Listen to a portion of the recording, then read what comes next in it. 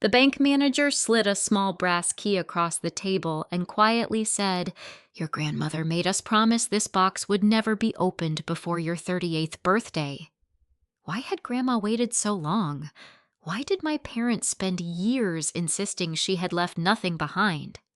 And why had they begged me just 2 nights earlier to finally forgive the past?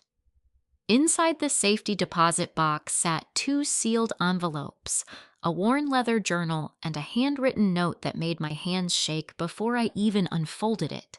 The first line read, "Hadley, if they are asking for your forgiveness now, it means they still haven't told you what they did. Before I tell you what I found inside that box, I'd love to know where you're watching from.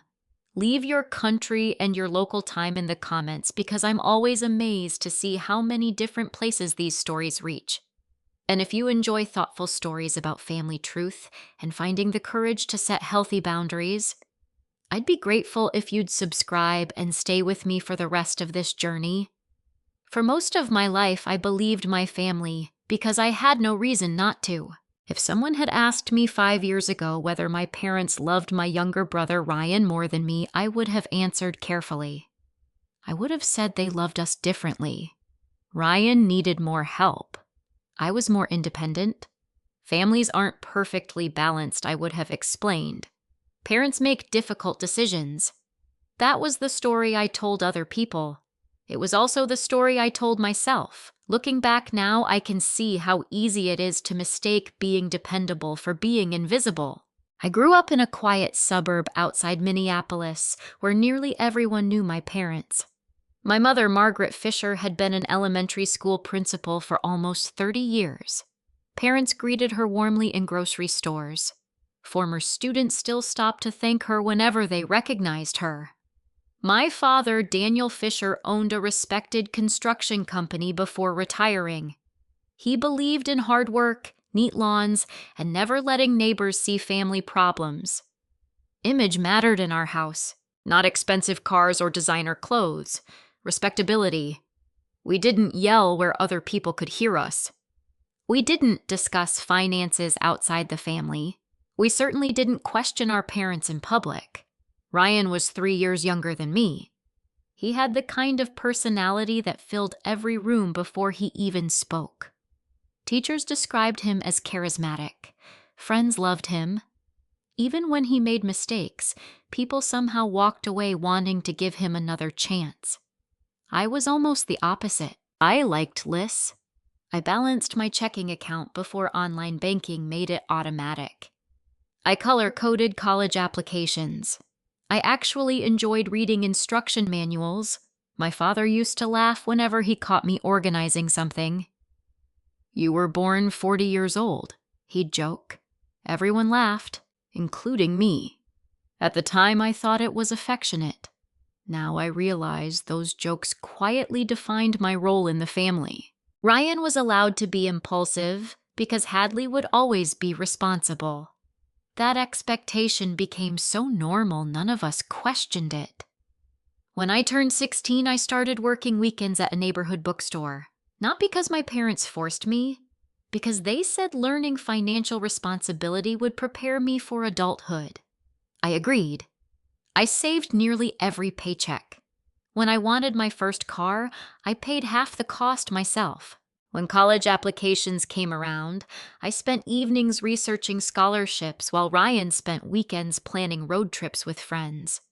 Nobody criticized him. Whenever relatives complimented my grades, my mother smiled proudly before adding something that always sounded strangely familiar. "Hadley has always been so independent."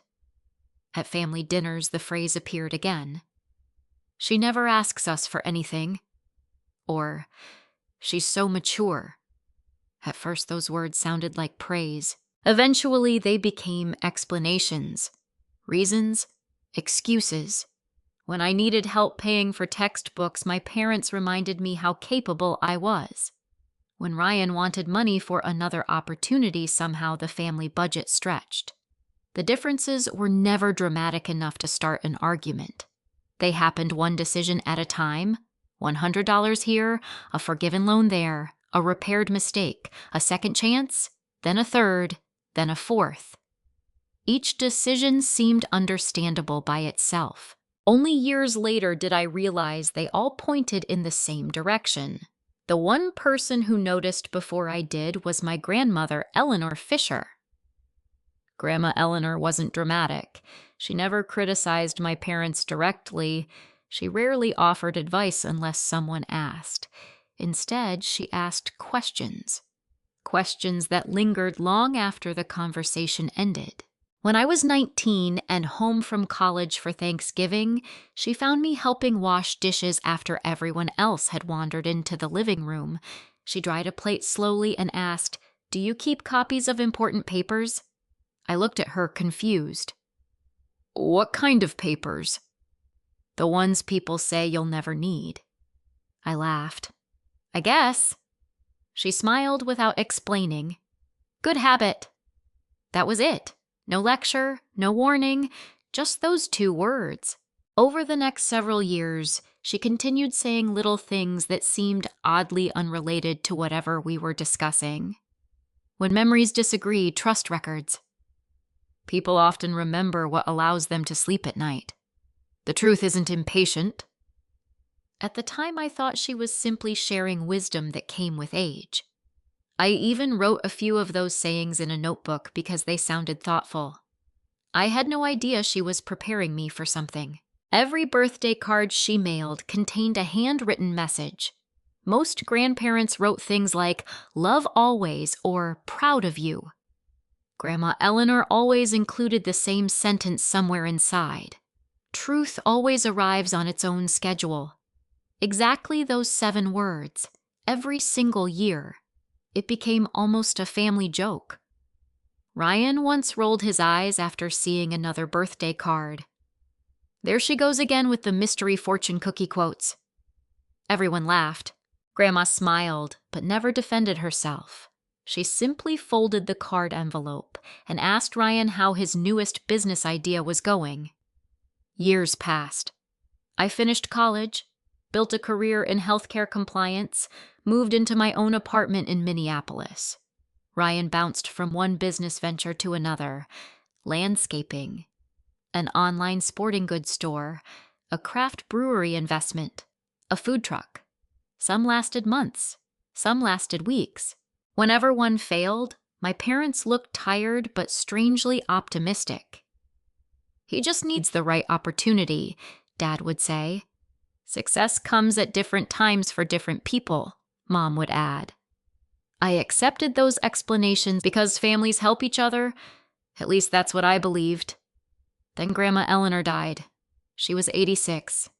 Her funeral was beautiful in the quiet way she would have wanted. Friends spoke about her generosity. Neighbors remembered her kindness.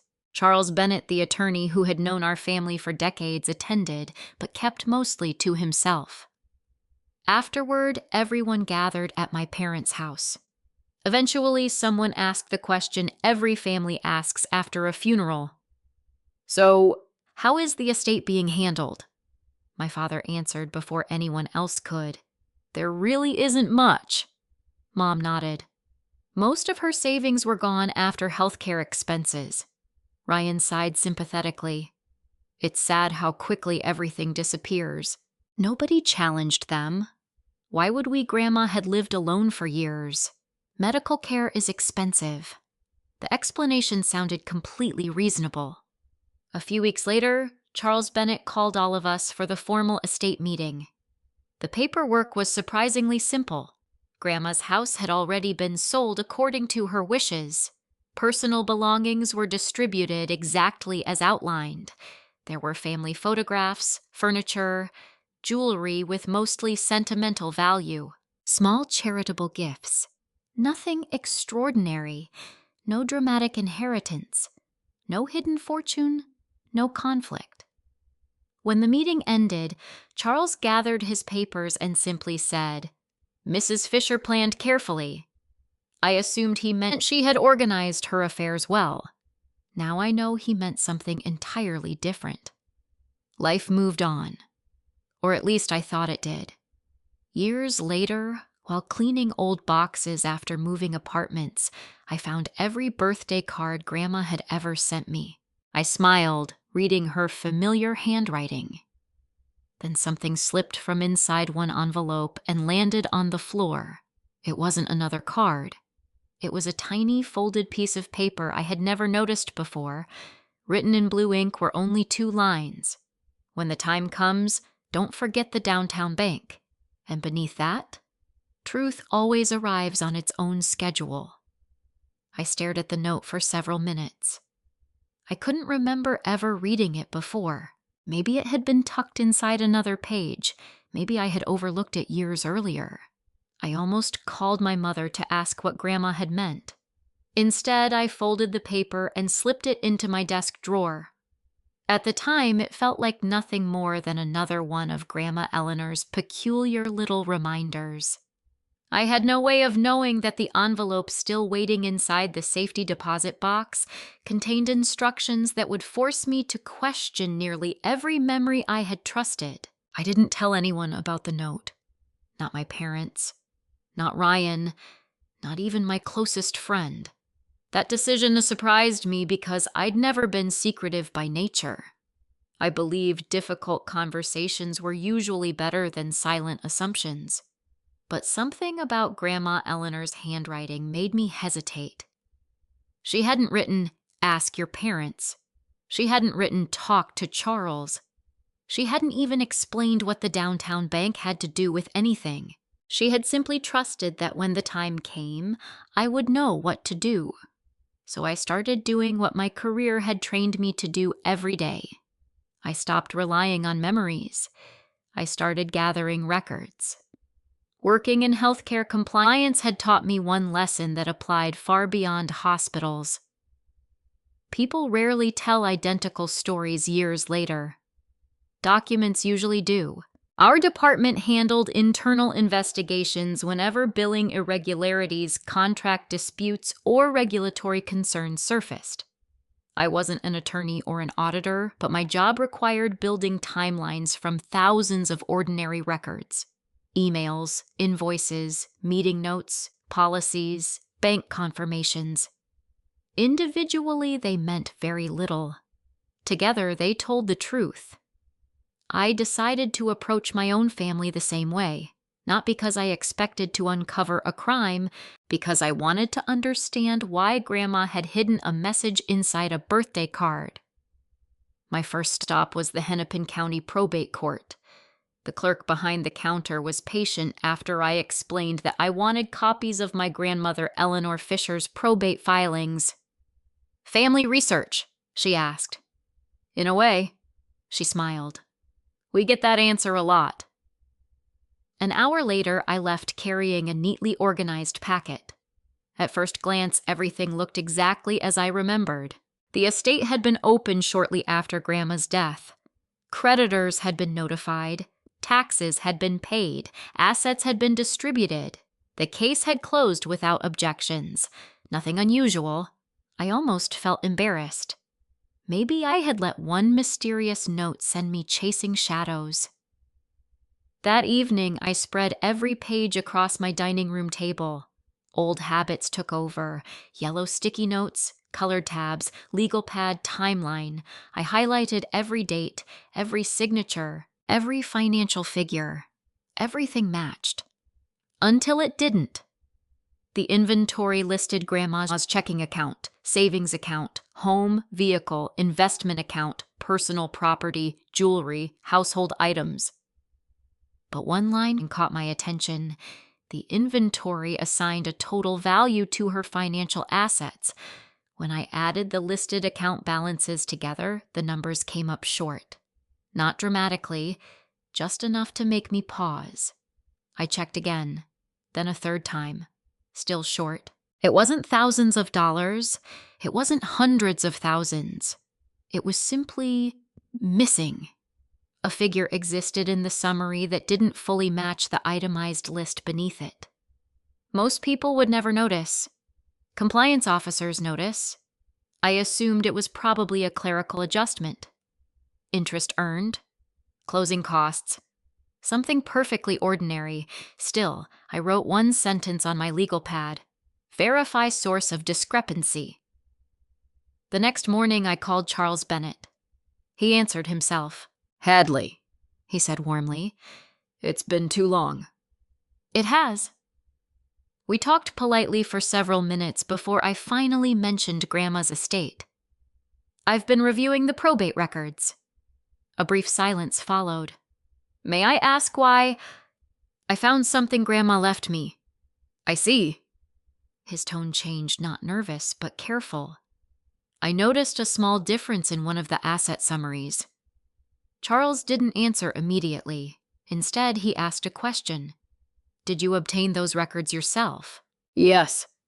"And you're reviewing the official filings?" "Yes." Another pause. Then he surprised me. "Would you like to come by my office?" That wasn't the answer I expected. "I thought you could explain it over the phone." "I'd rather not." "Is something wrong?" "No." He spoke slowly. "Nothing is wrong." "But I think your grandmother would have preferred we have this conversation in person." My appointment was scheduled for the following Tuesday. Charles Bennett's office looked almost exactly as it had during Grandma's estate meeting years earlier. Dark wood shelves, family photographs, law books that looked old enough to remember typewriters. He greeted me with coffee before sitting across the conference table. "You've always reminded me of your grandmother," he said. "I've heard that before." "You ask questions before making accusations." "I try." He nodded approvingly. Then I slid my marked-up probate documents across the table. "I think one asset is missing." Charles adjusted his reading glasses. He barely looked at the papers before smiling. "You found it." I frowned. "So there is something missing." "Not exactly." He folded his hands. "What you're seeing is intentional." "Intentional by whom?" "Your grandmother." That answer created 3 new questions immediately. "What do you mean? Was something removed? Why wasn't it listed?" Charles remained frustratingly calm. "Because it wasn't legally part of the probate estate." I stared at him. "I don't understand." "Not every asset passes through probate." I knew that much. Joint accounts, trust assets, life insurance, transfer on death accounts, those could bypass probate entirely. "But then why include part of the value in the summary?" He smiled slightly. "Because your grandmother liked people who paid attention." That sounded exactly like Grandma, which somehow made it even more unsettling. "So there really was another asset?" "Yes." "What was it?" "I'm afraid I can't answer that." "Why not?" Charles leaned back. "Because your grandmother gave me written instructions." "Instructions about me?" "Yes." "What do they say?" "I can confirm one thing." He opened a file cabinet and removed a thin folder. Inside were several yellowing letters. He did not hand them to me. He simply rested them on the table. "Mrs. Eleanor Fisher anticipated that one day you would begin asking questions." A chill ran through. "She expected this?" "Very much so." "How?" Charles smiled sadly. "She understood her family." I looked at the folder. "Can I read those?" "Not today." My frustration must have shown. "You're telling me my grandmother predicted all of this, and you're still refusing to explain?" "I'm following her legal instructions." "Even now. Especially now." He reached into another folder and slid a single sheet of paper toward me. It wasn't one of Grandma's letters. It was a typed memorandum signed years earlier. At the bottom sat Grandma Eleanor's unmistakable signature. Charles pointed to one paragraph. I read it twice. "If my granddaughter Hadley Fisher independently requests official probate records and identifies the omitted asset without assistance, she may then receive the next stage of documentation after providing proof that she has obtained the additional public records listed in Appendix A." I looked up. "Appendix A. Charles handed me another page. 3 items were listed: county property transfer records, historical property tax assessments, certified bank correspondence confirming closure of designated financial accounts. I blinked. She created homework. Charles laughed quietly. That's actually how she described it. I couldn't help smiling despite everything. She said the truth should never be handed to someone who isn't willing to work for it. I looked back at the list. This could take days. It probably will. And then you'll have earned the next envelope. I stood to leave but stopped at the door. Charles? Yes. Did my parents know about any of this? He considered the question carefully. They knew your grandmother had private instructions. They didn't know what was inside. I cannot answer that. Because of confidentiality. Because I genuinely don't know. That answer felt honest. As I walked toward my car, I unfolded Appendix A again. 3 public records. Nothing impossible, nothing secret. Grandma wasn't asking me to trust rumors. She wanted me to build the truth one verified document at a time. 2 days later, after spending hours at the county recorder's office, I found the first document. It was a property transfer record bearing Grandma Eleanor's signature. Attached to it was a reference number I had never seen before. I froze when I recognized the format. It matched the identification number printed on the custody receipt from the safety deposit box, now sitting in my briefcase. I drove straight from the county recorder's office to the bank. Not because I thought someone there could explain everything, because I needed to see the documents again. Sometimes after spending hours staring at records, your brain starts inventing patterns that aren't really there. I wanted to make sure I wasn't connecting unrelated numbers simply because I wanted answers. The receptionist recognized me immediately. "Ms. Fisher," she said with a polite smile. "Back again? I think I overlooked something." She made a quick phone call before leading me to the same private room where I had opened the safety deposit box 2 days earlier. The brass box was already waiting. So were the journal, the 2 opened envelopes, and the stack of documents I had carefully returned before leaving. I spread everything across the table: the custody receipt, the inventory sheet, the property transfer record, the reference numbers. I compared them digit by digit, not identical, but connected.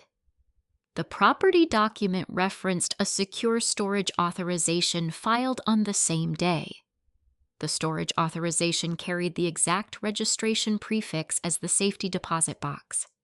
Grandma hadn't chosen that box at random. She had opened it as part of a much larger legal plan. Someone knocked softly. A woman in her 70s stepped into the room, wearing a navy blazer with a silver name badge clipped to her lapel. "I'm Patricia Lawson," she said warmly. "I managed this branch for almost 30 years before retiring." I stood and shook her hand. "I was told you remembered my grandmother." Her smile softened. "I remember very few customers after retirement." She looked toward the brass box. "I remember Eleanor Fisher." There was affection in the way she said Grandma's name, not familiarity, respect. Patricia sat across from me. She wasn't wealthy enough to impress bankers. She smiled. But she was organized enough that none of us ever forgot her. I laughed quietly. "That sounds like her."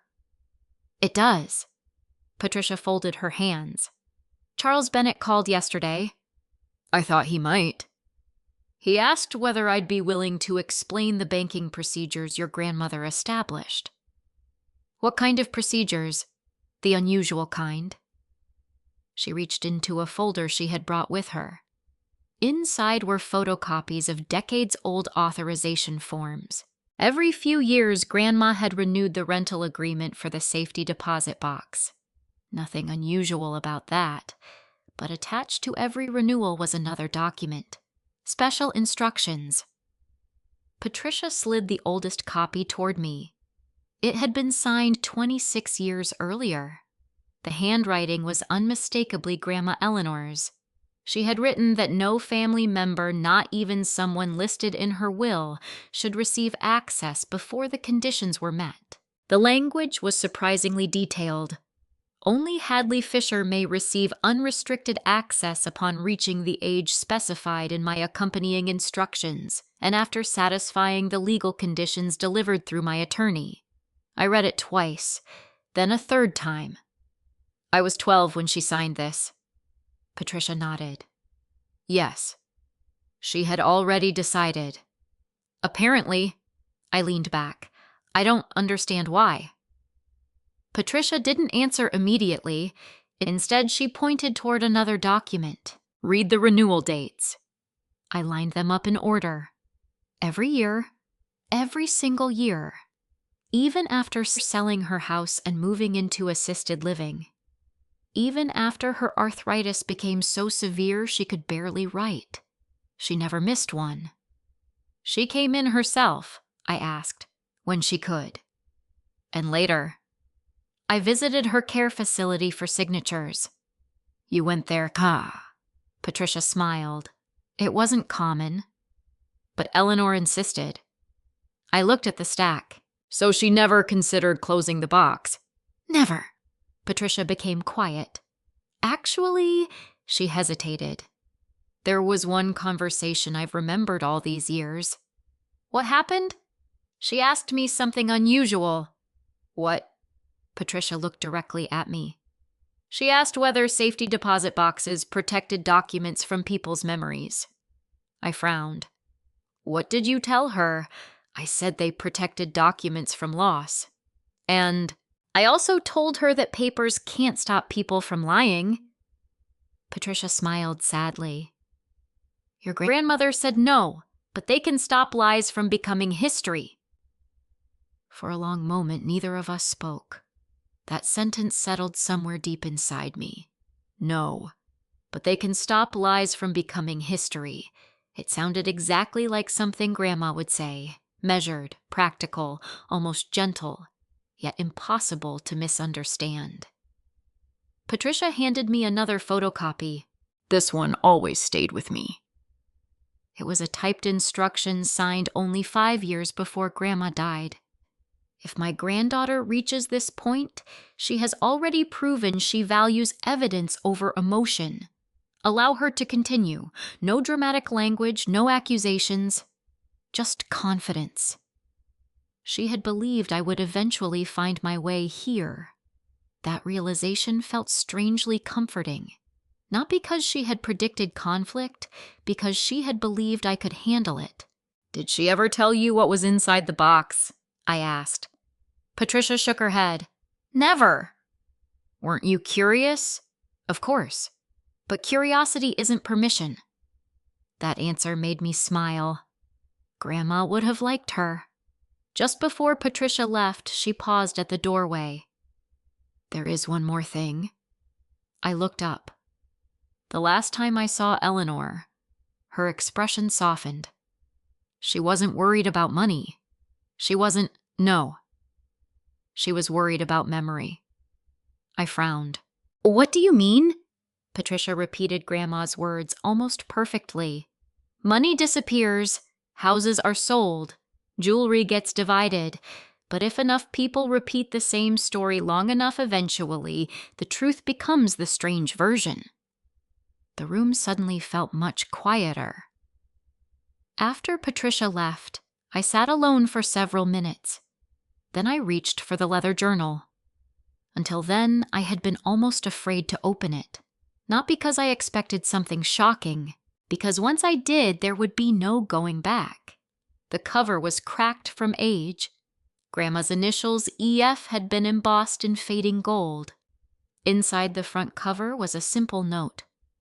For Hadley, do not read this until you have completed every step. If you are reading these pages too early, stop now. I smiled despite myself. She still sounded like she was gently giving instructions from beyond the grave. I checked Charles Bennett's list again. Property transfer records. Completed. Historical property tax assessments. Completed. Certified bank correspondence confirming closure of designated accounts. Not yet. I closed the journal. Grandma had trusted me to follow directions. I wasn't going to betray that trust simply because I was impatient. The next morning, I requested the final certified bank records. The employee explained that they had been archived because the accounts had been closed years earlier. "It may take a day or two," she said. "I can wait." 3 days later, the envelope arrived. Inside were certified closure confirmations for several accounts that had belonged to Grandma Eleanor. Most of them matched the probate inventory exactly, except one. One account had been closed nearly 4 years before Grandma died. The balance wasn't listed. Instead, the final transaction description caught my attention. "Transfer authorized pursuant to private custodial instructions. Reference file SF2147. I slowly reached into my briefcase and pulled out the custody receipt from the safety deposit box. The reference number printed across the bottom was identical. For the first time, every condition Grandma had established had been satisfied. I picked up my phone and called Charles Bennett. "I've completed Appendix A." His response came without hesitation. "Then it's time." "For what?" "For the letters your grandmother spent almost 30 years writing." I barely slept the night before meeting Charles Bennett. It wasn't excitement. It was something heavier. For days I had convinced myself that whatever Grandma Eleanor had hidden must explain the missing financial records. Maybe she had loaned someone money. Maybe there had been an investment account that never appeared in probate. Maybe she had simply wanted me to understand how carefully she had planned her estate. All of those possibilities felt manageable. What I wasn't prepared for was the idea that she had spent nearly 30 years writing letters she never expected to explain herself in person. The next morning, I arrived at Charles's office 15 minutes early. He noticed. "You always come early." "So did Grandma." He smiled. "By at least 10 minutes. That answer made me laugh for the first time in days. He unlocked a fireproof cabinet and removed a gray archival box about the size of a briefcase. He carried it to the conference table with both hands. "Your grandmother asked me to preserve these exactly as she organized them." He lifted the lid. Inside were dozens of cream-colored envelopes. Each one had a year written neatly in blue ink. The sequence continued all the way to the final year of her life. Every envelope had remained sealed. I looked at Charles. "She wrote one every year. Sometimes 2. For me. Yes." I swallowed. "Did she know she was dying?" "Not when she started." I stared at the oldest envelope. "Then why begin?" Charles answered quietly. "Because she believed memories change." He placed the first envelope in front of me. "I'll leave you alone." After he stepped outside, I carefully broke the seal. Grandma's handwriting filled the first page. "Hadley, if you're reading this, then you were patient enough to earn these pages. That matters more than you realize. People who rush toward conclusions often become part of someone else's story instead of discovering their own." I smiled automatically. It sounded exactly like her. The first few pages weren't about money. They were about ordinary life. Family dinners. Ryan learning to ride a bicycle. My first piano recital, the year my parents remodeled the kitchen. Grandma described little moments I had forgotten completely. Then halfway through the letter, her tone changed. "Today your father asked me for a loan. He believes Ryan's business idea deserves another chance. He promised me this would be the last time." I agreed because I still believed promises spoken with tears. I frowned. Ryan would have been barely 16 that year. Business idea. I checked the date again. No, it wasn't Ryan's business. It was Dad's investment in something Ryan wanted to start after high school. I opened the next envelope. Another year, another letter, another loan, different amount, Different explanation. Ryan needs a reliable truck. Ryan needs equipment. Ryan needs time. Ryan needs another opportunity. Each letter ended almost identically. They promised repayment. Again. The third envelope contained something new, a photocopy. Grandma had attached a canceled check, payable to Daniel Fisher, memo line loan for Ryan. The amount wasn't enormous. $22,000. Enough to matter, not enough to destroy someone's finances. Grandma had written beneath it. Your father insisted this was temporary. I believed him. By the fourth envelope, a pattern had emerged. The requests always sounded urgent, always temporary, always necessary. Ryan had found another investment. A partner backed out. A lender refused financing. Equipment broke. Inventory was delayed. Every problem required immediate help. Every solution involved Grandma. I reached for another envelope. And another. Hours disappeared. The amount slowly increased. 30,000. 18,000, 46,000, 12,000. Sometimes the money came directly from Grandma. Sometimes she guaranteed loans. Sometimes she quietly covered debts after Ryan couldn't. Every single transaction was documented. Every promise to repay was attached. Every promise remained unfulfilled. By late afternoon, my head hurt.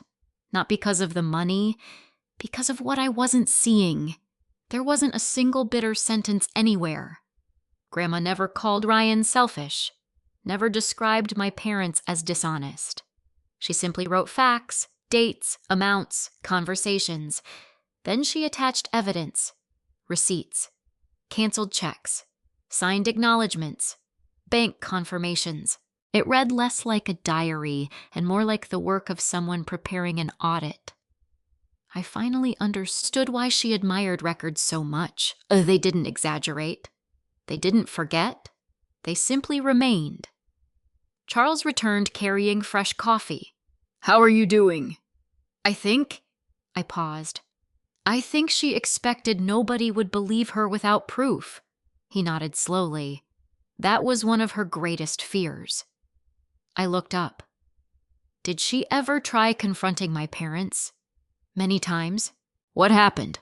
They always agreed. And then they went back to doing exactly what they'd done before. That answer sat heavily between us. I opened another envelope. This one contained something different. Not a check, a handwritten agreement. Ryan's signature sat at the bottom.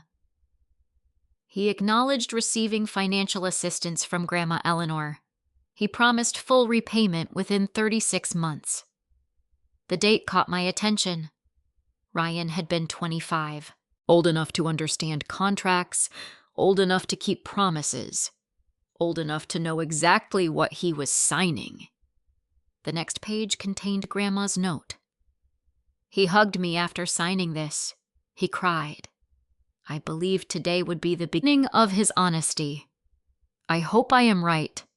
I wasn't prepared for how much that sentence hurt, not because Ryan failed to repay her, because Grandma genuinely wanted to believe him every single time. I kept reading. The letters slowly changed. The financial records became less frequent, not because Ryan stopped asking, because Grandma stopped lending. One letter explained why. Today I told your parents I could no longer rescue Ryan. Not because I stopped loving him, because rescuing someone forever teaches them that consequences belong to other people. I leaned back in my chair. That sentence felt painfully familiar. My entire childhood suddenly looked different. I remembered weekends when Mom and Dad whispered in the kitchen, unexpected trips to visit Grandma, conversations that ended the moment I entered the room, Dad looking exhausted for reasons no one explained. I had assumed adulthood simply carried invisible burdens. Now I wondered how many of those burdens had revolved around Ryan. Charles interrupted my thoughts. There's something else. What? Keep going. There are still several years left. I nodded. The later letters became increasingly reflective. Grandma no longer focused only on Ryan. She wrote about me. Hadley never asks where the money goes. She simply adjusts her own plans. That sentence made my chest tighten. Another letter. She paid for graduate classes herself. Nobody noticed she never asked us for help. Another. Daniel called Hadley independent again today. Sometimes that word hides gratitude. Sometimes it hides guilt. I stopped reading. My eyes filled before I realized it. All those years I had accepted being called independent as a compliment. Grandma had heard something entirely different. She had heard parents explaining why one child could receive less. Charles quietly placed a box of tissues beside me without saying anything. After a minute, I continued. The final envelopes before Grandma's death contained fewer financial records. Instead, they documented conversations. Your mother said Hadley will understand. Your father said she has always been stronger. Ryan thanked them for believing in him. Nobody asked whether Hadley should carry another burden. I closed my eyes, not because I hated my family, because I suddenly understood them. My parents hadn't chosen Ryan over me once. They had done it hundreds of times. Small decisions, quiet decisions, almost invisible decisions, repeated over decades until they became the family itself. I thought I had reached the end. Then something slipped from the last envelope. It wasn't another letter. It was a notarized document folded separately from everything else. Across the front, Grandma had written only one sentence. Read this before anyone asks you to rebuild the family. I looked at Charles. He recognized it immediately. You've reached the document she considered the most important. I carefully unfolded the pages. The very first paragraph made my heartbeat slow because I realized the greatest secret Grandma had preserved wasn't about money. It was about a lie my parents had repeated for nearly 20 years. I didn't open the notarized statement immediately. That surprised even me. 6 months earlier, I would have torn it open before taking my next breath. Now, after reading years of Grandma Eleanor's letters, I understood why she had designed this process so carefully. Evidence loses its power when people consume it emotionally instead of thoughtfully. I folded the statement back into its envelope. Charles watched me with quiet approval. I was wondering what you were waiting for, he said. I think Grandma wanted me to understand everything else first. I believe you're right. When did she leave this? About 9 months before she passed. Did she ever tell you what was inside? No. You never asked. I did. He smiled. She said my curiosity wasn't part of the legal process. That sounded exactly like her. I laughed softly. So she managed all of us. Quite effectively. Before leaving, Charles gave me one piece of advice. Don't read that document if you're tired or angry. I wasn't planning to. Good. Why? Because once you know what's inside, you won't be able to unknow it. The drive home felt unusually quiet. I didn't turn on the radio. I didn't call anyone. I simply kept thinking about one sentence from Grandma's letters. Sometimes the word independent hides guilt. I had heard that word my entire life. At birthday dinners, graduation parties, holiday gatherings. Whenever someone praised me, one of my parents inevitably added that I had never needed much. I used to wear that description like a badge of honor. Now I wondered whether it had always been an excuse. That evening, I made tea, turned off my phone, and finally opened the notarized statement. It wasn't dramatic. No accusations, no emotional language. It began exactly the way Grandma wrote everything else. This declaration is not written because I expect my family to become evil after my death.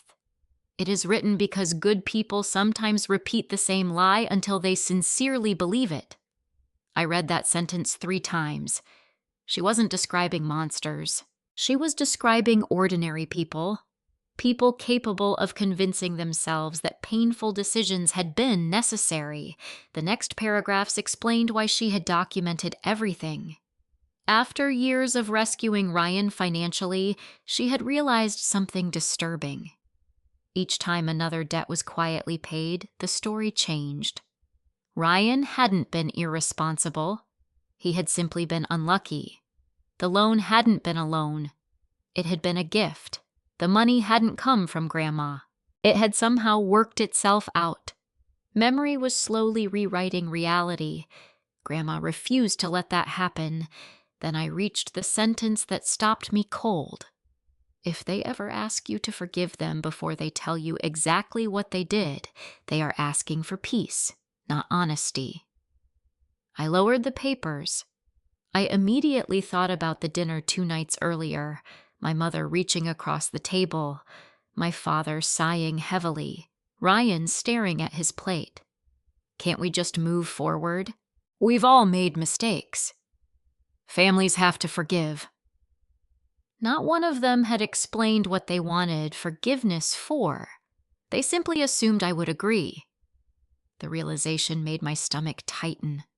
Grandma had predicted that conversation years before it happened. Not because she could see the future, because she understood human nature. The following Saturday, my parents hosted their annual summer barbecue. Normally, I enjoyed those gatherings. Neighbors drifted in and out. My aunts brought homemade desserts. Children ran through the backyard. It always looked like the kind of family people envied. This year felt different. I arrived carrying only a fruit salad. The leather folder containing Grandma's documents remained locked in my apartment safe. I wasn't ready. Not yet. Mom greeted me with an unusually long hug. "I'm so glad you came." "So am I." Dad walked over carrying a plate of hamburgers. "You've been keeping busy." "A little." Ryan joined us a minute later. He smiled as though nothing difficult had ever happened between us. "Hey, sis." "Hi." Nobody mentioned Grandma. Nobody mentioned forgiveness, at least not immediately. For almost an hour, everything felt strangely normal. Then my Aunt Linda sat beside me on the patio. "You know," she said gently, "your mother worries about you." "Why?"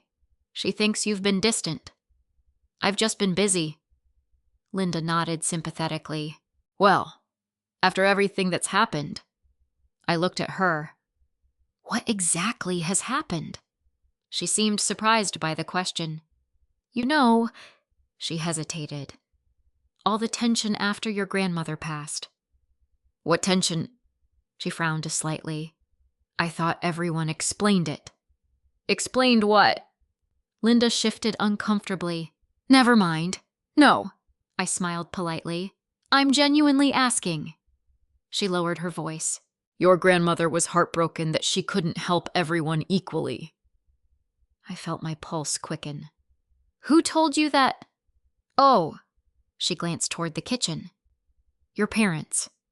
What exactly did Grandma say? I don't remember her exact words. "Did you ever hear her say that herself?" Linda paused. "No." Interesting. A few minutes later, my cousin Melissa joined us. Completely unaware of the previous conversation, she said something even stranger. "It must have been hard after Grandma used almost all her savings paying medical bills." I kept my voice calm. "That's what you heard." "Sure." "Who told you?" "My uncle." She meant my father. I nodded thoughtfully. Less than 10 minutes later, my Uncle Peter wandered over carrying iced tea. He smiled. "Your grandmother always spoiled Ryan." That sentence caught me immediately. "She did." "Oh, absolutely." "How?" Peter shrugged. "She helped him with those businesses." "So everyone knew." "Pretty much." I stared at him. "What happened to the money?" He blinked. I assumed your parents handled all that." 3 conversations, less than 30 minutes. 3 completely different versions. Grandma couldn't help anyone. Grandma helped everyone equally. Grandma mostly helped Ryan. Nobody was lying intentionally. They were repeating whatever version they had heard over the years, exactly as Grandma predicted. The truth wasn't disappearing because people were malicious. It was disappearing because every retelling softened another uncomfortable fact. I began asking small questions throughout the afternoon, never accusing, never correcting, just listening. When did that happen? Who told you? Was Grandma there? The answers rarely matched. By sunset, I had filled 6 pages in the notebook inside my purse. Contradictions, dates, names, different explanations for the same events. I wasn't building a case against my family. I was watching memories separate from evidence. As guests began leaving, Mom touched my arm. Could you stay a little longer? Of course. Dad and Ryan joined us in the quiet living room. The atmosphere immediately changed. Mom took a deep breath. We've all been thinking. I waited. Dad spoke next. This family has been carrying too much tension. Ryan nodded. We don't want to keep living like this. Neither of them looked at me. Instead, they looked at one another. Finally, Mom reached for my hand. Hadley! Her voice trembled. We're ready to apologize. For one brief moment, hope rose inside me. Not because I wanted to be right, because I wanted my family back. Then Dad quietly added one more sentence. But if we're going to move forward, we all have to agree that the past stays in the past. Ryan leaned forward. No more digging. No more old paperwork. No more reopening things that can't be changed. There it was. Not honesty, a condition. Peace in exchange for silence. I thought about Grandma's notarized statement resting safely in my apartment. If they ever ask you to forgive them before they tell you exactly what they did, they are asking for peace, not honesty. I looked at each of them, then I answered as calmly as I could. That's difficult. Mom's shoulders relaxed slightly. Why? Because last week, I paused just long enough for all 3 of them to look at me. I finally opened Grandma Eleanor's safety deposit box. The color drained from Ryan's face first. My father's expression froze. My mother didn't say a single word. She simply stared at me as though I had spoken a sentence she had hoped never to hear. For several seconds, nobody spoke. The silence wasn't awkward. It was revealing. If I had announced that I'd found an old photo album or a forgotten piece of jewelry, someone would have asked questions immediately. What was inside? How wonderful! Can we see it? Instead, the room filled with something closer to alarm. Ryan was the first to recover. A safety deposit box? He asked, forcing a laugh. Grandma had one of those. His tone was casual. Too casual. I looked directly at him. You didn't know. He shrugged. I mean, I guess she might have. That wasn't an answer. It was an escape. Dad cleared his throat. When did you open it? Last week. Mom finally spoke. Why? The question struck me as strange. Not what had I found, not what Grandma had left behind. Just, why had I opened it? I answered honestly. Because Grandma instructed the bank to wait until my 38th birthday. Mom's fingers tightened around the edge of the sofa cushion. I didn't realize she had done that. Neither confirmed nor denied, just another carefully chosen sentence. Ryan stood and walked toward the kitchen. Anybody want coffee? No one answered. He disappeared anyway. Dad leaned forward. Hadley? Yes. What exactly was in the box? There it was. The first genuine question. I smiled slightly. Documents. His expression changed almost imperceptibly. What kind of documents? I haven't finished reading all of them. That wasn't entirely true. I had finished enough. I simply wasn't ready to reveal how much. Mom tried another approach. Your grandmother kept everything. She did. Sometimes old papers create misunderstandings. I suppose they can. She nodded eagerly. Exactly. And sometimes people remember things differently after many years. I almost smiled. Grandma had predicted this conversation almost word for word. I reached into my purse. Not for the letters, only for my notebook. I've actually noticed that. Mom looked confused.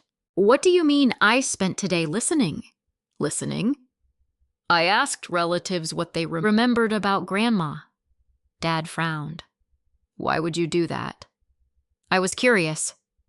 What did they say? I opened my notebook. Aunt Linda believes Grandma couldn't help anyone financially because medical bills consumed almost everything. Mom glanced toward Dad. I continued. Cousin Melissa believes Grandma spent nearly all her money on health care. Dad shifted in his chair. That's understandable. Uncle Peter remembers Grandma repeatedly helping Ryan. Ryan had quietly returned from the kitchen. The coffee tray in his hands suddenly looked much heavier. I looked at him. He seemed very certain. Ryan set the tray down. People remember things differently. I noticed. No one reached for the coffee. The room felt warmer than it had a few minutes earlier. I closed my notebook. I'm not accusing anyone. Dad let out a slow breath. Good. I'm simply trying to understand how 3 completely different family stories developed. Mom folded her hands tightly.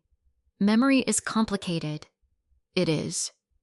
Again, not disagreement, not confrontation, just agreement. Silence settled over us once more. Then Ryan finally spoke. You know, he rubbed the back of his neck.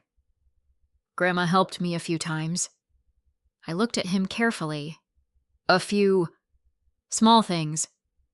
What kind of things? You know? No. He laughed awkwardly. Just family stuff. I waited. People often keep talking when silence feels uncomfortable. Ryan proved the rule. There were a couple of loans. How many? I honestly don't remember. Did you repay them? He looked toward Dad before answering. I intended to. That sentence interested me more than any denial could have. Not I did, not I couldn't. Only, I intended to. Mom immediately stepped in. Ryan always planned to make things right. I nodded. I'm sure he did. Dad spoke next. Your grandmother never held those things against him. I looked at him. Did she tell you that? He hesitated. I believed she felt that way. Another assumption. Not evidence, not memory, belief. I thought about the signed repayment agreement sitting inside my apartment safe.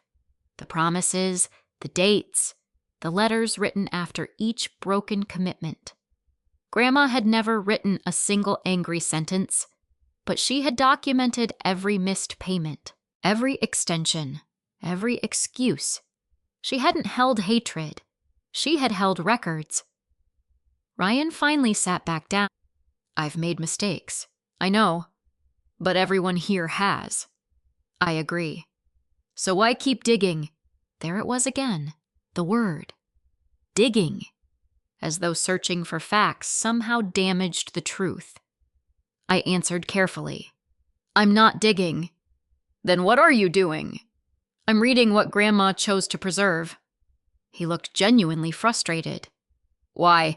Because she asked me to. Ryan shook his head. Dead people can't ask for anything. The sentence hung in the room. Mom immediately looked uncomfortable. Ryan? What? Don't say it like that. He sighed heavily. I just don't understand. His voice softened. I miss her too. For the first time that evening, I believed him completely. Ryan wasn't pretending to love Grandma. He had loved her. That was the tragedy. People can love someone deeply and still take advantage of them.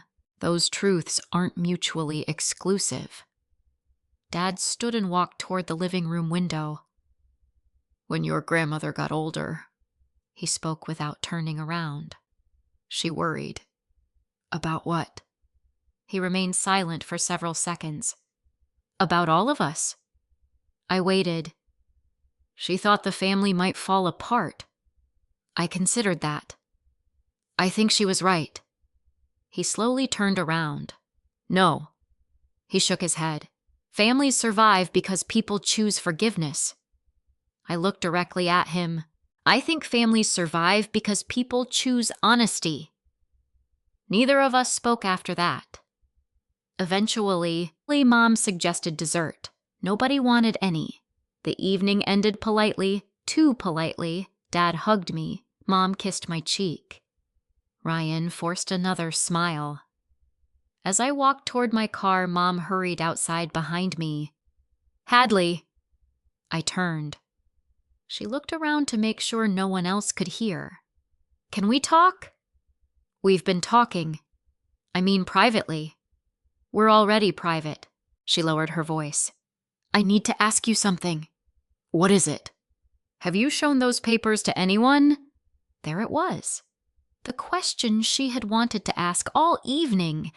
Not what was true. Not whether I was hurt. Whether anyone else knew. No. She exhaled. A visible wave of relief crossed her face. I'm glad. Why? Because families deserve privacy. I studied her carefully. Do families deserve honesty?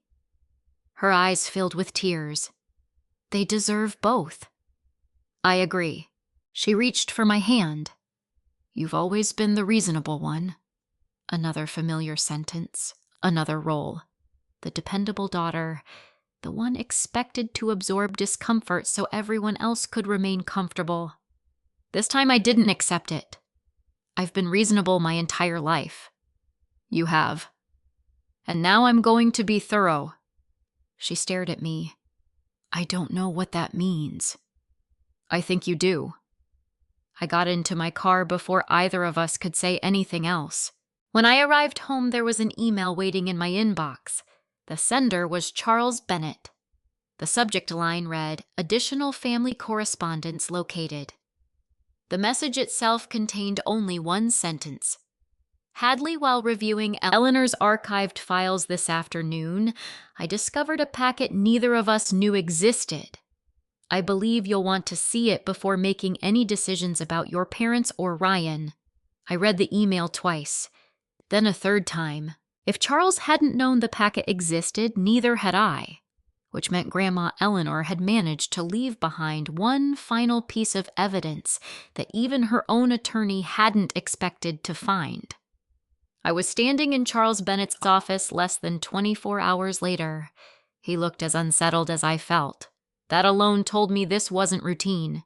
During every previous meeting, Charles had been calm, almost impossible to surprise. He had spent decades practicing law. He believed in procedures, timelines, and measured conversations. Today, he looked like a man who had discovered something that challenged his own understanding of a client he had represented for more than 30 years. I'm sorry for calling you on such short notice, he said. You sounded concerned. I was. He walked to the conference table carrying a large cream-colored envelope sealed with wax. It looked older than everything else I had seen. Across the front in Grandma Eleanor's handwriting were 6 words, to be opened only if necessary. I looked up. Where was this? Charles sighed. Behind a false panel. In your office. No. He gave a small smile. In one of Eleanor's document storage cases. I frowned.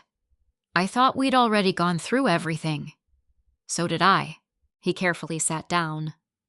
Yesterday, after your visit, I decided to review the remaining archived materials one last time. mostly for my own peace of mind. And I noticed one storage box felt heavier than it should. He paused. There was a hidden compartment. That sounded like something out of a mystery novel. Seeing my expression, Charles laughed softly. I know. Grandma built a secret compartment. Not exactly. He reached into a folder and removed photographs. The document case had originally been manufactured with a concealed archival sleeve designed for protecting certificates from moisture. Most owners never noticed it existed. Grandma had. Of course she had. I shook my head. She really missed nothing. No. Charles smiled. She certainly didn't. He placed the envelope between us. I haven't opened it. You could have. I could have. But your grandmother's instructions were explicit. He slid another sheet of paper toward me. It was notarized. If additional documentation becomes necessary to preserve the factual history of my family, this envelope shall be delivered unopened to Hadley Fisher after she has independently completed every prior instruction. Nothing more, nothing less. I broke the wax seal carefully. Inside were 3 items: a handwritten letter, a notarized declaration, a folded timeline almost 3 feet long. I unfolded the timeline first. Colored ink, straight lines, dates, every major financial transaction Grandma had documented over nearly 30 years. Every loan, every repayment promise, every missed deadline, every conversation, everything connected. The remarkable part wasn't the information. It was how perfectly every event aligned with the letters I had already read. Grandma hadn't been collecting memories. She had been building corroboration. Charles leaned forward. I've practiced estate law for 46 years. I looked at him. I've never seen documentation like this. Neither had I. Then I opened the handwritten letter. Hadley. If you have reached this page, then 2 things are probably true.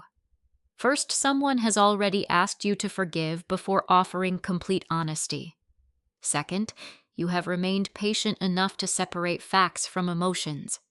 If I am wrong, then burn these papers. If I am right, keep reading. I smiled sadly. She knew me well enough to trust I wouldn't continue unless the first sentence was true.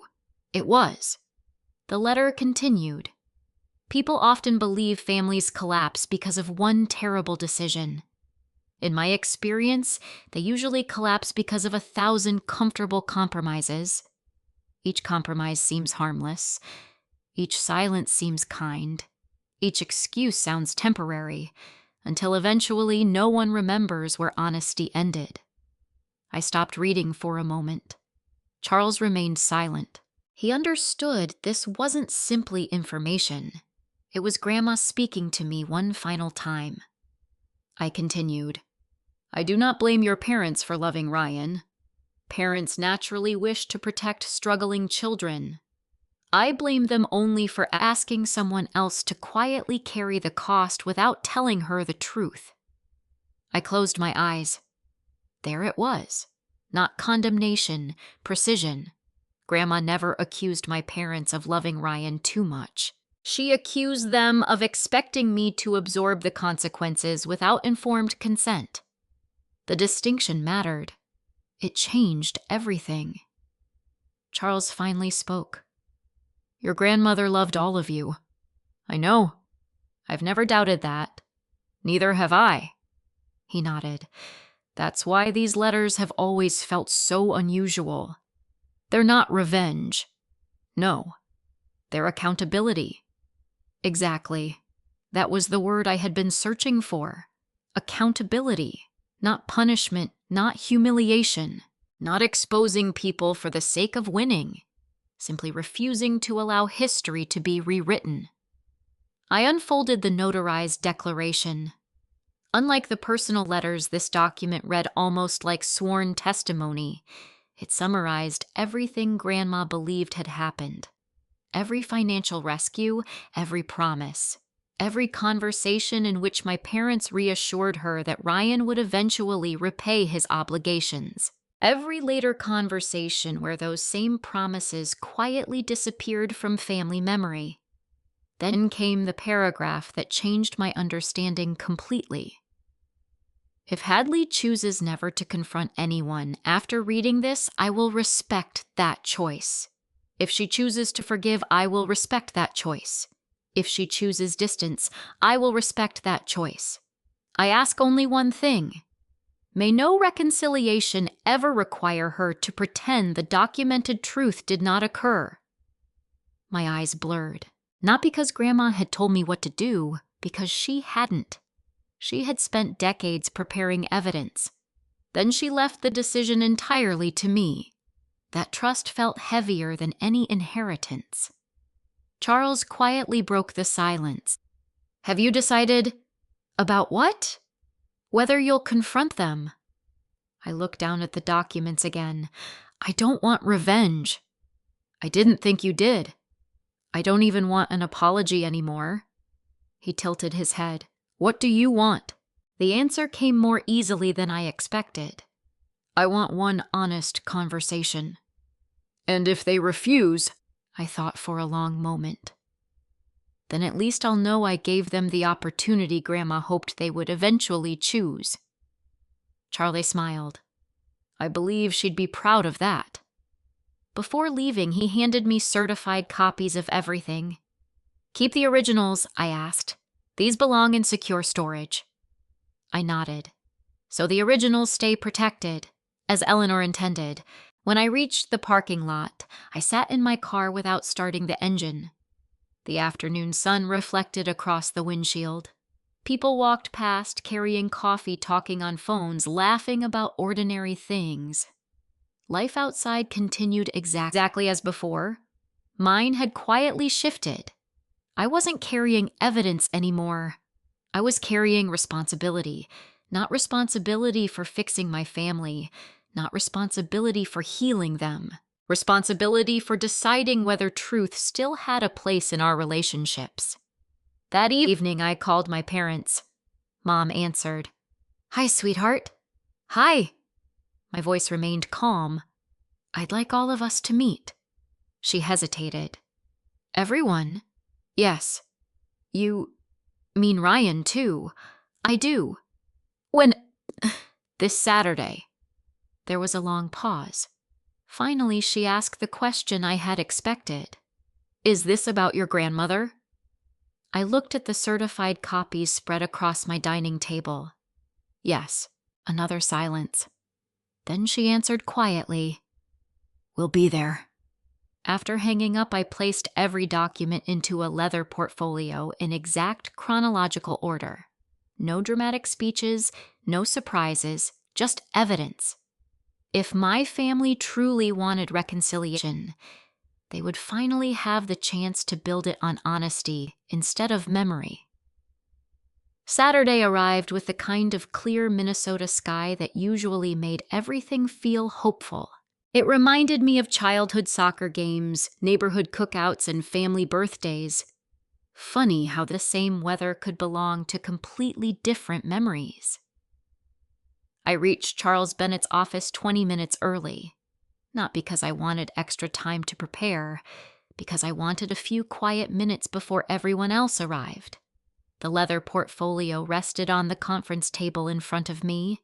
Inside, every document was arranged exactly the way Grandma Eleanor had intended. Letters, canceled checks, loan agreements, the notarized declaration, the timeline. Nothing had been highlighted. Nothing had been rearranged to make anyone look worse. I wanted the facts to speak for themselves. Charles entered carrying a tray of coffee. Nervous. Less than I expected. Angry. I considered the question carefully. No. He nodded. Good. Why, anger invites arguments. He glanced toward the portfolio. Evidence invites decisions. At exactly 10 o'clock, the receptionist knocked softly. They're here. I stood. A second later, my parents walked into the room. Ryan followed several steps behind them. No one smiled. No one avoided eye contact either. This wasn't the atmosphere of people preparing for a fight. It felt more like people entering a doctor's office before receiving difficult news. Charles greeted everyone politely. "Thank you for coming." Dad shook his hand. "We appreciate you making time." Charles looked at all four of us. "I want to make one thing clear before we begin." Everyone listened. "I'm not here to judge anyone." He rested one hand on the leather portfolio. "I'm here only because Eleanor Fisher specifically instructed me to preserve these records and confirm their authenticity if they were ever presented." That sentence changed the room. This wasn't Hadley making accusations. This was Grandma's documentation. I opened the portfolio. "I'd like to do this chronologically." No one objected. I placed the first canceled check in the center of the table. "Ryan." He looked down. "Do you remember this?" He adjusted the paper slightly. "I don't know." Charles quietly spoke. "The original has already been verified." Ryan looked again. Slowly, his shoulders dropped. "Yes." He whispered it. "I remember." "It was the truck." I nodded. "You promised Grandma repayment within 3 years." "I know." I placed the signed agreement beside it. Then another, every loan, every signature, every promise. No commentary, only dates, amounts, documents. For nearly 40 minutes, I barely spoke. Neither did anyone else. Dad occasionally closed his eyes. Mom wiped tears away more than once. Ryan stared at the tabletop. Finally, I placed Grandma's handwritten letters beside the financial records. "You don't have to read every page." I looked at my parents. "But I want you to read one paragraph." Mom picked up the page with trembling hands. She read silently. Halfway through, she stopped. Dad reached over. "What is it?" She couldn't answer. Instead, she handed him the letter. He read the same paragraph. His face changed in a way I'd never seen before. Not defensiveness. Recognition. He slowly lowered the page. "I forgot." The words barely reached above a whisper. No one interrupted him. He continued speaking to no one in particular. "I honestly—" He swallowed hard. "Forgot she wrote that." I looked at him carefully. "You forgot." He nodded. "I remembered borrowing money. I remembered meaning to repay it. I remembered believing we'd eventually make everything right." His voice cracked. "I don't remember deciding that we didn't have to." The room became completely silent. Grandma had been right. The lie hadn't survived because everyone consciously repeated it. Parts of it had simply been sanded away by time. The uncomfortable details disappeared first. The promises, the obligations, the disappointments. Only the comfortable version remained. Ryan finally spoke. "I thought—" He looked toward Dad. "I honestly thought Grandma forgave the loans." I reached into the portfolio and removed one final letter. "I know." I handed it to him. "This one's for you." He read quietly. I watched his expression shift from confusion to disbelief to grief. The letter wasn't cruel. It simply said, "Ryan, forgiveness is a gift. Debt is a responsibility. One does not erase the other. I love you enough to tell you the difference. Grandma." Ryan covered his mouth. For the first time since we'd arrived, he cried. Not dramatically, not loudly, just quietly. The kind of crying that comes when someone realizes they've spent years believing something that was never true. Mom reached toward him instinctively, then stopped. Not because she didn't love him, because she finally understood that protecting him had helped create this moment. After several minutes, Dad looked at me. There was another lie. I hadn't expected those words. What do you mean? He took a long breath. We kept telling you there wasn't enough money. I know. That wasn't exactly true. Mom closed her eyes. There was enough. I waited. She forced herself to continue. There wasn't enough for everything. But, she looked directly at me. There was enough to help you more than we did. No excuses, no conditions, just truth. It felt strangely lighter than every apology they'd offered before. Dad rubbed both hands across his face. We kept telling ourselves you'd be okay. I was. I know. That became our excuse. Mom nodded through tears. Every time Ryan struggled, we looked at you. And you were succeeding. So we convinced ourselves you needed less. I remembered every time someone called me independent. Every scholarship, every overtime shift, every student loan payment. Not because my parents couldn't have helped, because they had quietly decided someone else needed the help more, repeatedly, for years. Ryan finally looked at me. I let them. I didn't answer. I knew Grandma helped me. He swallowed. I didn't know how much. I never asked. I didn't want to know. That confession somehow hurt more than denial would have, because it sounded honest. Charles quietly closed the final folder. No one here can change the past. He wasn't offering comfort. He was stating a fact. Then Mom looked directly at me. No rehearsed speech. No request for silence. No appeal to family reputation. Only one quiet question. Hadley. She wiped her eyes. After everything we've finally admitted, she hesitated.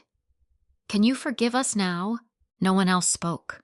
Even Charles remained completely still. The answer wasn't sitting inside the portfolio. It wasn't written in Grandma's letters. It belonged only to me. And for the first time in my life, no one in my family could decide it for me. I looked at my mother for a long time before answering. Not because I didn't know what to say, because I wanted to be certain the words I chose couldn't be misunderstood. For years, misunderstandings had quietly shaped our family. I wasn't going to create another one. Finally, I spoke. Yes. My mother's face softened with relief. Then I continued. I forgive you. The relief disappeared almost as quickly as it had come. But forgiveness isn't the same thing as pretending none of this happened. Nobody objected. I forgive all three of you. I looked first at my father, then at Ryan, then back to my mother. But I won't participate in a version of our family history that leaves out the truth. Dad nodded before I had even finished speaking. You shouldn't. I also won't continue carrying responsibilities that were never mine. Another nod. I've spent most of my adult life believing I was simply more independent. I smiled sadly. Now I understand I was expected to be. Mom covered her eyes. I'm sorry. I know. I really am. I believe you. Those 3 words surprised all of us, because I meant them. For the first time, I believed my parents were apologizing for what they had actually done, not for the uncomfortable feelings that followed. Ryan cleared his throat. I don't expect anything from you. I looked at him. I mean that. I don't expect us to suddenly become close. I don't expect you to trust me. He gave a small, embarrassed smile. I haven't exactly earned that. No, I know. There was no anger left in his voice, only honesty. That was new. Charles quietly gathered the original documents. I'll return these to secure storage. I nodded. Please do. He looked around the room. I've represented many families over the years. No one interrupted. I've seen people spend hundreds of thousands of dollars fighting over estates. He rested one hand on the leather portfolio. This family never had an inheritance problem. He smiled gently. You had a truth problem. No one argued, because no one could. When we left his office, my parents asked whether I'd join them for lunch. Months earlier, I probably would have agreed out of obligation. This time, I checked in with myself before answering. No. Mom looked disappointed. I understand. I need time. We'll give you that. There was no guilt, no pressure, no comments about family, just acceptance. It was a small change, but it was the healthiest conversation we'd had in years. Life didn't magically become perfect after that meeting. People sometimes imagine healing as a dramatic moment when everything suddenly feels better. That wasn't my experience. Healing looked much quieter. My parents stopped dropping by my apartment without calling first. When they wanted to see me, they asked. If I already had plans, they accepted the answer. Ryan sent one email every few weeks. Nothing emotional, nothing manipulative. Sometimes he simply shared updates about work. Sometimes he apologized again. Sometimes he said nothing more than, I hope you're doing well. I didn't always reply. When I did, the conversation stayed respectful. Trust wasn't rebuilt through promises. It was rebuilt slowly through consistent behavior. About 3 months after our meeting, Dad called. I have something that belongs to you. I drove to my parents' house that Saturday. He handed me a small wooden box. Inside were every birthday card Grandma Eleanor had ever mailed me. Not just the ones I had saved. All of them. Even a few I had somehow misplaced over the years. I found these in the attic. Mom smiled faintly. Your grandmother always asked us to keep copies whenever she wrote something important. I picked up one of the oldest cards. There it was again. Truth always arrives on its own schedule. I laughed softly. Dad smiled. I never understood why she kept writing that. I don't think I did either. Until now. I nodded. Until now. Over the following months, I made one decision that surprised everyone, including myself. Grandma Eleanor had left me a modest inheritance outside of probate through the legal arrangements she'd created years earlier. It wasn't enough to change my life, but it was enough to honor hers. After talking with Charles and a financial advisor, I established the Eleanor Fisher Integrity Scholarship. It supported first-generation college students pursuing degrees in ethics, accounting compliance, public administration, and nonprofit leadership. People asked why I had chosen those fields. I always gave the same answer. Because every community needs people who believe facts matter. At the first scholarship ceremony, I stood quietly in the back while the recipients met one another. None of them knew my family's story. They didn't need to. Grandma wouldn't have wanted that. She never cared about public recognition. She cared about quiet responsibility. A week later, I returned to the downtown bank one final time. Patricia Lawson had officially retired for good, but she'd agreed to meet me there. She smiled the moment she saw me. You look lighter. I feel lighter. Were all your questions answered? I thought about that. Not every question. She nodded. They never are. But the important ones were. She accompanied me into the private room where everything had begun. The original letters, the journal, the notarized declaration, the financial timeline. All of it had been preserved exactly as Grandma intended. I touched the leather journal one last time. I think she knew this day would come. Patricia smiled. I think she hoped it would. There's a difference. There is. I signed the final paperwork authorizing the originals to remain permanently secured according to Grandma's instructions. Then I placed the journal back into the box. I didn't need to take it home. The truth no longer depended on where the papers were stored. It lived in the people who had finally acknowledged it. As I walked toward the bank's front doors, sunlight poured through the glass entrance. For years, I thought my greatest inheritance had been hidden inside that locked safety deposit box. I was wrong. The greatest inheritance wasn't money. It wasn't legal documents. It wasn't even the evidence Grandma had preserved so carefully. It was permission. Permission to love my family without carrying their choices. Permission to forgive without surrendering my boundaries. Permission to protect the truth without seeking revenge. And perhaps most importantly, permission to stop confusing peace with silence. The hardest part about being hurt by family is that love often survives long after trust has been damaged. Many people believe forgiveness means restoring everything to the way it used to be. But healthy relationships require more than forgiveness. They require honesty, accountability, and respect for boundaries. You can forgive someone while still protecting your peace. You can care about people without giving them unlimited access to your life.